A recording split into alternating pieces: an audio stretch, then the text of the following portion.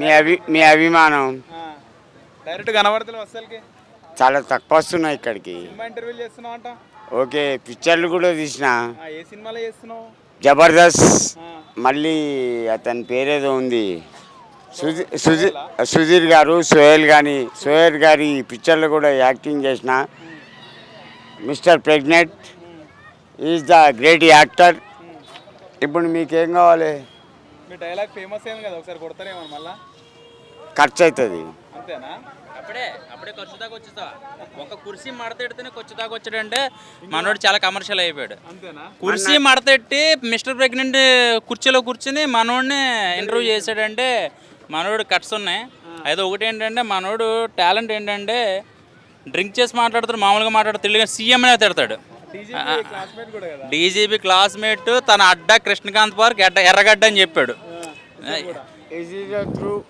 అంటే ఒకప్పుడు మనోడు ఇనప కుర్చీలు తయారు చేసేవాడేమో అనుకుంటా, కుర్చీలు బాగా మడతెడతాడు కదా. కుర్చీలు అయిపోయినాయి, మడత పెట్టా.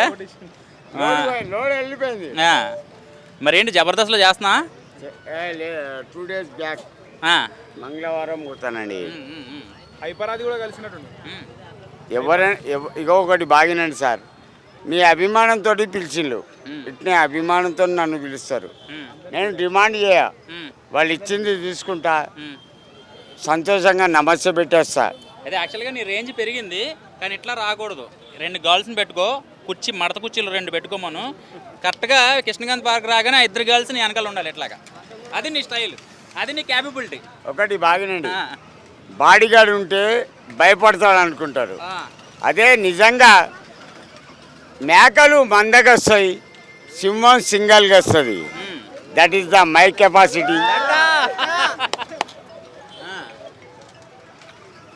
సీఎం గారు ఫోన్ చేస్తున్నారు, తెలుసు నీకు? ఎవరతను? హలో, ఒక్కసారి లవ్ స్టోరీ. బాబాయ్, హౌ ఆర్ యు? దగ్గరికి వచ్చి ఫేమస్ అయ్యండి తాత, చాలా ఫేమస్ అయ్యిండు ఒక్క డైలాగ్తో. కేఎంపీడి అంటే ఏంది? చిచ్చాని అడగండి. కే అంటే కాల, పి అంటే పాష, డి అంటే అతన్నే అడగండి. సీఎం గారు ఫోన్ చేశారు, ఒకసారి ఆఫీస్కి రమ్మంటున్నారు. నేను ఏ సీఎం అని తిట్టావు? ఆ దొంగ కొడుకు నా ముంగట రావాలి, వాని దగ్గరికి నేను పోడు ఏంటయ్యా? అయితే రేపు పొద్దున్న రమ్మని చెప్పను. ఎక్కడికి? లంజనా కొడుకు ఇక్కడికి రమ్మను. ఎక్కడికి? ఈ కృష్ణకాంత్ పార్క్ కాడికి. నేను వాని దగ్గరికి పోవడండి, వాని కుక్కనా లేకపోతే వాని జీతగానా? అంటే ఇప్పుడు ఇలా తిట్టడం వల్ల నీకు ఎఫెక్ట్ పడుతుందని నీకు తెలియట్లా? నా బొచ్చొక్కటి పీకాడు. పీకడా? ఎందుకు ఆ ధైర్యం ఏంటి? నీ వెనకాల ఎవరు సపోర్ట్ ఉంది? నా ధైర్యమే నా సపోర్ట్. దట్ ఈస్ మై కెపాసిటీయా? That is the my capacity. అరే క్లాప్ సార్. అది మనోడు పవర్ఫుల్ ఏంటంటే మనోడు డైలాగ్ చెప్పి మనోడే క్లాప్స్ కొట్టించుకుంటాడు అనమాట. అంటే మీరు కొట్టారా? కొడతారు, అభిమానంగా కొడతారు. ఇంతమంది నీ కోసం ఆగారంటే నీ కెపాసిటీ అది. అవును, మీకేం కావాలి? మాకు ఫుటేజ్ కావాలని వచ్చారు. లవ్ స్టోరీ అని ఉందా మామ నీకు? క్లియర్గా చెప్పాలా? నా లవ్ స్టోరీ. మీ భార్య వెళ్ళిపోయింది వాళ్ళ ఇంటికి, అప్పుడు స్టార్టింగ్ ఏమైంది ఇంటికి? No start. మమ్మీ దగ్గర నుంచి చెప్పండి, మీ ఇంటికి పోయారు. నేను ఆమెను హాస్పిటల్లో చూసిన, ఆమె దమ్ము పేషెంట్. నేను 4 రోజులు ఆమె కోసం హాస్పిటల్ పోయినా, నన్ను చూసి ఆమె నవ్వింది, ఆమెను చూసి నేను నవ్విన. 5వ రోజు జంపు. అదేంటి ఎవరితో? ఎవడో వచ్చాడైతే డిశ్చార్జ్ అయ్యి ఇంటికి పోయింది. నాకు ఫ్రెండ్ ఉంది అహాలియా అని, నర్సు. ఆమెను పోయి అడ్రస్ అడిగితే అడ్రస్ ఇచ్చింది. శ్రీదేవి టాయిస్ ముంగట హనుమాన్ల గుడి. ఆడికి పోయి 4 రోజులు కూర్చున్నా. 5వ రోజు కనపడేది నా జింబాబ్రే. నీకు ఎప్పుడైనా ఇంజెక్షన్ చేసిందా? నేను చెప్పేది నువ్వు ఆగు అన్న. క్యావోనా బోలే, ఏం కావాలన్నది. నువ్వు నాకు ఇష్టం అని అన్న డైరెక్ట్గా. ఏడిపోతున్నావు అంటే ఆ బట్టలు కుట్టే మిషన్ ఉంటుందా, బట్టలు కుట్టే పనికాడికి పోతున్నా అన్నది. ఎప్పుడు వస్తావు అంటే 2 గంటలకు. నేను ఇక్కడనే ఉంటానా. అప్పుడు నేను బీళ్ళు తాగేది, ఒకటి తాగిన వచ్చి కొత్త బస్ స్టాండ్ కాడ కూకున్నా 2 గంటల వరకు. అప్పుడు నేను వరంగల్ మార్కెట్లో కూరగాయలు అమ్మేది. రోజుకు సుమారు 800, 1000 రూపాయల వరకు సంపాదించేది. నా 2 అక్కల పెళ్లి చేసిన, నేను 5 అక్కల చెల్లెళ్ళకి ఒక్క తమ్ముని, ఇంటికి ఒక్క కొడుకును. నా జీవితం విచిత్రమైంది బాబాయ్. నేను ఎవరికీ భయపడా. 10 మంది వచ్చిన వెనుకకు కాలు తిప్ప ఆ తర్వాత ఏమైంది అయితే ఆ స్టోరీ చెప్తాను. ఆ తర్వాత ఆమె ఒక వారం రోజులు నాకు కనపడలే. కర్మాన్ ఘాట్కి పోయింది వాళ్ళ అక్కింటికి. నేను పిచ్చోన్ లెక్క తిరిగిన. తర్వాత వచ్చింది, అరే భయ్ కాంగే ఐసా గయం. వరంగల్ నుండి కాజీపేట వరకు పట్టాలెంబడి నడుచుకుంటూ తీసుకుపోయినా. Time is over 6:30.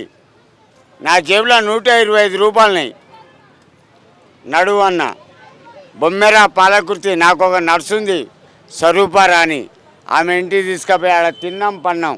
తెల్లారు లేచిన, డబ్బులు లేవంటే ఆమె 500 రూపాయలు ఇచ్చింది.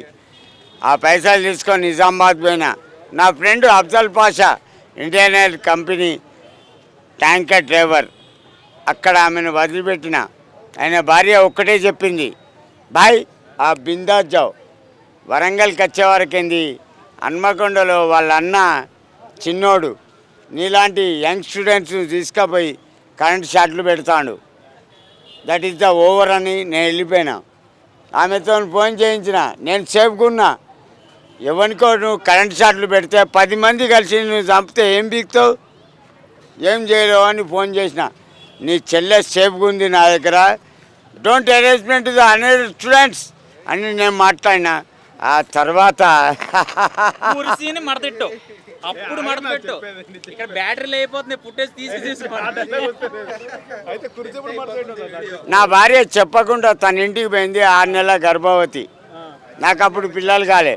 ఓకే నేను ఇంటికి పోయి బెల్లొత్తిన. నా మరదలు వచ్చి నమస్తే బావ అన్నది. ఏ సనమా అన్న, నవ్వింది. కుర్చీ ఆడ పెట్టింది. నేను ఆడ కూకున్నా. నా బామ్మడిది గడ్డపాడ తీసుకొని వచ్చిండు బాబాయ్. ఏయ్! ఆ కూకున్న కుర్చీ మడత పెట్టినా, ఆ, ఈడ కొట్టినా. ఎక్కడ కాలు రిబెన్ ఈడ కొడితే వాటిగా ఇట్లంటేనే టంగ్ అంటది. అరే భయన్కెళ్ళోడని ఛాతి మీద కాలు పెట్టినా. గుజ్జల దమ్ముండి నీ అక్కని ఎత్తుకపోయినరా నీ చెల్లెను. మంచిగా ఉంటే మౌజ్ అవుతా కేలా. అదే హెరాస్మెంట్ చేసినావు అనుకో, గుద్దల తోడుకతో కొడతా, హెరాస్మెంట్ అయి చచ్చిపోతావు.